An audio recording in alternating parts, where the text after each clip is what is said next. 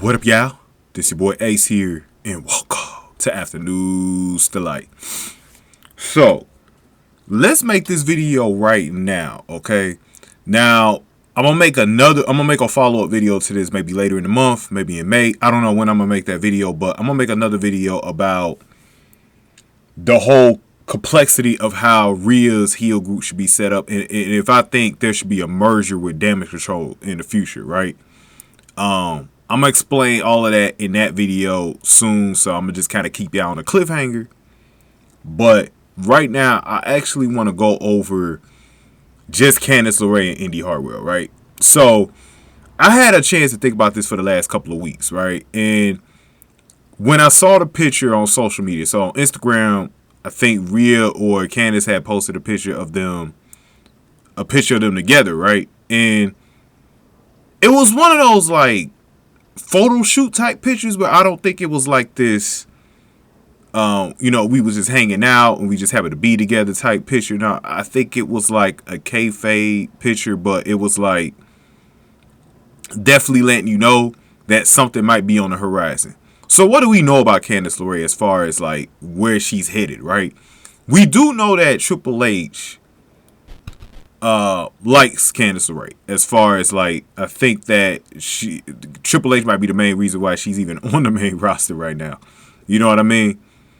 And so, same thing with Johnny Gargano, right? Her husband. And I feel like Triple H believes in some people from his days down at NXT. And, he's trying to figure out what to do with them.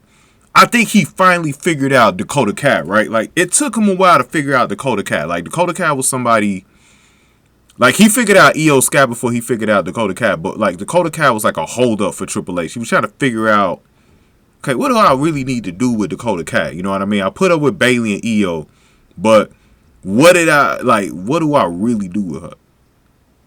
And I think sometimes, we criticize bookers and stuff like that, understandably, and they should be criticized when they do the wrong things.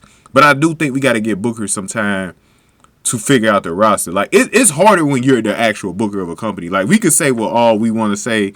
We don't have any accountability for those of us that create content on YouTube, social media, or even people who book on forums or Reddit or wherever else, online. There's a wrestling community and people do this like creative booking type thing, fantasy booking type thing. It's easier for us because we're watching the product and we have these ideas. But for the booker, this is real life stuff. Like, you got to actually maintain your stars. You got to maintain your superstars. You got to maintain your C, your D level stars. Oh, you got a lot of stuff to do. You know what I mean? That's how I like when people hop on like Tony Khan and shit. I'll be like, Tony Khan, I think, yes, his booking is a little bit awkward to say that, because he does a lot of random matches. That's what people have the main problem with when it comes to AEW, right? Too many random matches, not enough storylines. But I do think it takes time for bookers to figure out what to do with certain wrestlers. You know what I mean? Not everyone's going to get booked well. I mean, it's the name of the game. You don't have all these spots where everybody on your roster is going to be booked well, right? So Candice LeRae had kind of been in that situation as well as Dakota Kai was. Like, Dakota Kai really started getting going once they bought in Kairi Sane. And it seemed like Triple H finally figured it out. I think her being injured actually helped her, because he had a chance to think about, okay, when she comes back, this is what we're going to boom, boom, boom. This is what we're going to do with her.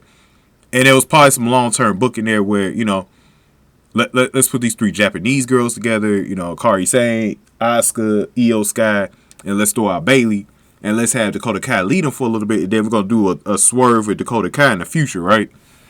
So I think that sometimes it just takes time, right? So something tells me there was some thinking last year, right? So we saw Rhea Ripley looking like she was trying to actively recruit Lyra Valkyria down at NXT. I think there was some thinking down there that they were going to do something with it. It didn't really come to fruition.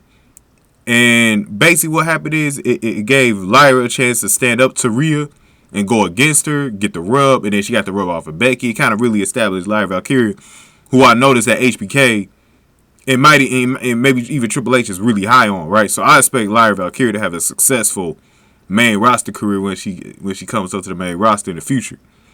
Now, when it comes to Candice, right, and Indi Hartwell, right, because this video is about them joining up with Rhea. And so when I look at what they're starting to do now, right, it seems like they've been going back and forth on rather they would want to have Rhea have some girls around her, some a little faction. And I think the reason why they never did it is because they got so comfortable with Judgment Day, right? And I don't think it was the right time last year to actually break up Judgment Day. I think this year makes a little bit more sense because Dom has a fit somewhere. Like, Dom is the reason why Judgment Day even, got the relevancy in the first place, right? Because of his storyline with Ray back in the fall of 2022. And so Dom now having a window to go to Legado del Fantasma to be with the other Latino male players like a Santos, you know what I'm saying, a Humberto, or Angel Garcia, whatever. Now, he also brought in Elektra Lopez as that female member. And you possibly got a chance to actually put Andrade in there, right? Andrade could also be a Legado del Fantasma. You're going to have this big Latino heel faction that you maybe never had in the history of the WWE. We could go back to the old LWO, the last time we had something like that, right? But that was in WCW. And now we could get this going with Legado del Fantasma, right? And put Dom in there. Now we could start to kind of break Judgment Day up a little bit and have Rhea leave them as well. Because let's be honest, I think without Dom, Rhea has no real connection to Judgment Day except that she was in the group, right? I think you have... See, this is the way all right, before we get to how I would do it, let's talk about this Candice LeRae and Indi Hartwell situation. So, I think this whole thing started during the Houston week of Raw, right? So, about 3 or 4 weeks ago. And, she said something about Maxxine Dupri's brother or whatever, and it was personal. So, they got it started, and it shook a lot of people. Like, it was like, why the hell Candice say that? Like, she turning heel? And then you saw that the focus of Candice LeRae shifted. Like, nobody cared about Candice LeRae before, right? Nobody cared about Candice LeRae. Let's be honest. Nobody cared about Candice LeRae since her The Way days, right? You know what I'm saying? Like, nobody really cared about her since NXT. So, now people were starting to talk about Candice and the low blow she took on Maxxine and her family. And now it's like, okay, we got something going. Then we start to see this seismic shift with her character every week. You know what I mean? Just last week in Chicago, she tries to get Indi Hartwell to hit Ivy now, and she fakes an injury and wins the match by cheating and putting her foot on the ropes.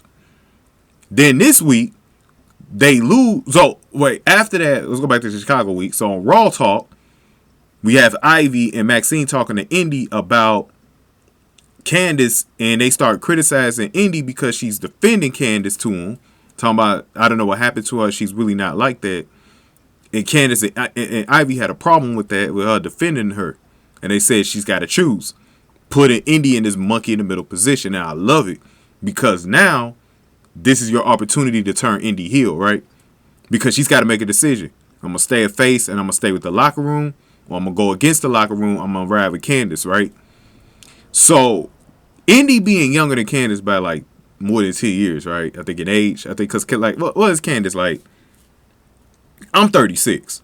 So I think Candice is like a year or two older than me, right? And you could say like with Indi, right? Indi is someone who I will say is like just like this young spring chicken. She's looking to fit in somewhere. She still hasn't really had her run yet on the main roster. She just got drafted last year. She looks up to Candice. She's trusted Candice for a long time, right? Down in NXT when she first got there. She put her trust into Candice. And I think she's so confused about what Candice is doing. But also, Indi doesn't know what direction to go in, who to trust, who to ride with. The only person she could trust is Candice, right? And then last night when she lost to Maxxine Dupri, it was like rock bottom for Indi. You lost to fucking Maxxine Dupri. Maxxine Dupri! You know what I mean? You lost to fucking Maxxine Dupri, probably the worst. As far as the in-ring competitors, the female in-ring competitors that we have in the whole main roster, the worst, right? Like, Maxxine literally should be back down in NXT, right? Because she still needs some training. And, by the way, real quick, let me talk about that real quick. I think Trish is one of the earliest examples of someone who couldn't wrestle for shit at one point and then turned her whole thing around. Just kept working at it and got better. I think the same thing could happen to Maxxine. Maxxine is very young. I think Maxxine could get better.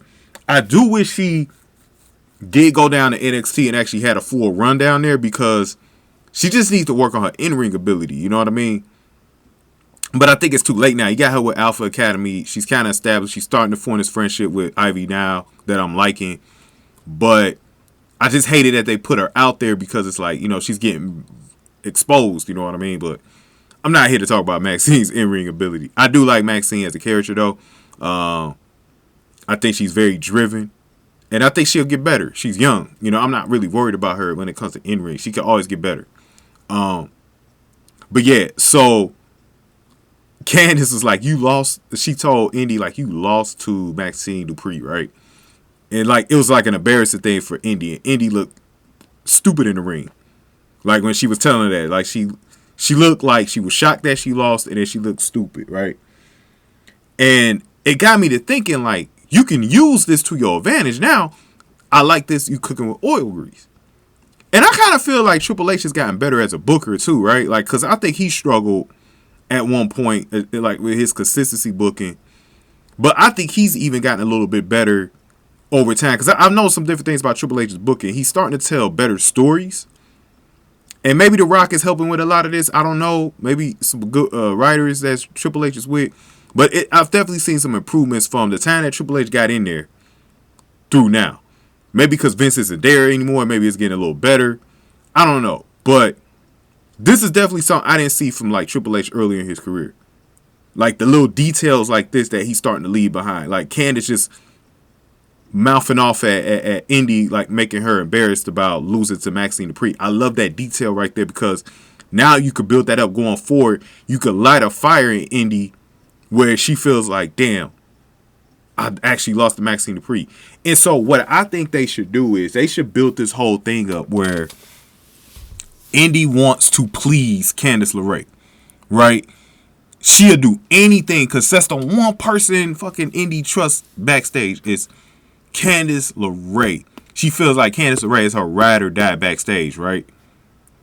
And she looks up to her, and she hates that she disappointed her the way she did, right? And so you can start to build this thing where Indi is just lost, and like she's going to go on ahead and slowly start to follow Candice LeRae and become a heel. Candice is now a full heel at this point. It's way after WrestleMania. We're in a whole different season now. And now we got a new problem for Rhea Ripley, right? We're done with the Becky Lynch stuff. Nia Jax eventually returns. But we start to build the story between Rhea, the revenge story between Rhea and Liv Morgan, right?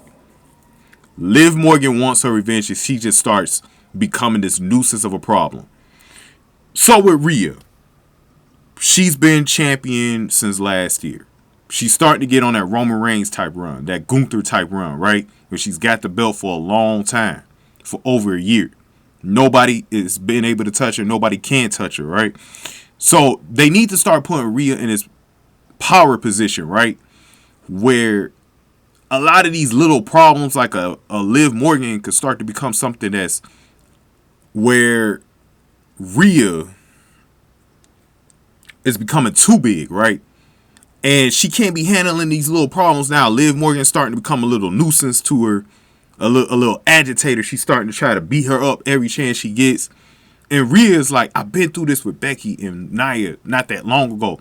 I need some fucking help, bro. Like, it's not that Rhea can't beat the shit out of Liv, because we know that can happen. She did it last year. She put it on the shelf, right? It's the fact that Rhea doesn't want to keep dealing with these problems anymore. She's too big for it. And Liv has become a big problem. So guess what? Candice, she sees the work that Candice has done, and she has a little talk with Candice. And eventually the two start getting on the same page, and she starts to become a henchman for Rhea to take care of Liv, right? We start building that up. Indi is still sort of lost, but she wants to follow Candice. So very naturally, because Candice will put in a good word to Rhea about Indi, Rhea's like, okay, you Australian, let's stick together, ride with my team. And then Indi becomes like a Solo Sikoa, right? See, I think they're going to build this up with Solo Sikoa, right? In the bloodline, where Solo Sikoa is eventually going to turn on Roman Reigns and The Rock at some point in the future, right? You got the youngster in the group with all this potential, right? Learning off his two cousins, his two older cousins that he look up to, Roman and The Rock. You know what I mean? And now we doing the same thing with Indi. And we going to have Indi go her own way, right? At some point in the future, she going to want to go against Rhea, right?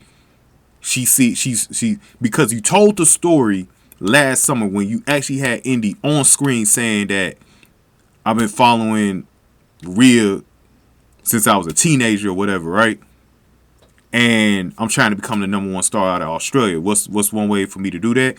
Let me be around Rhea and get close and pick her head, pick her brain, and figure out how she got to the level she got to. And now Indi wants to get to the level she got to.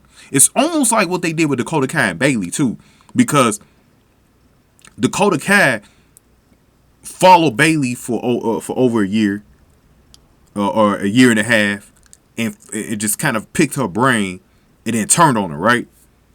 They could do the same thing with Indi. See, this is what I do. Since Rhea Ripley is already popular with the crowd, I would just turn Rhea face at some point, right? And keep Indi as a heel, the heel that comes after Rhea, right?